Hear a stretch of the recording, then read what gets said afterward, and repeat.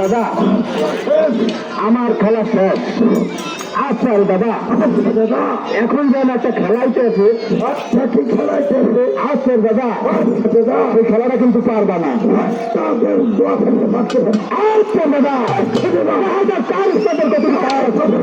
আচ্ছা দাদা এক গ্লাস পানি থাকবে,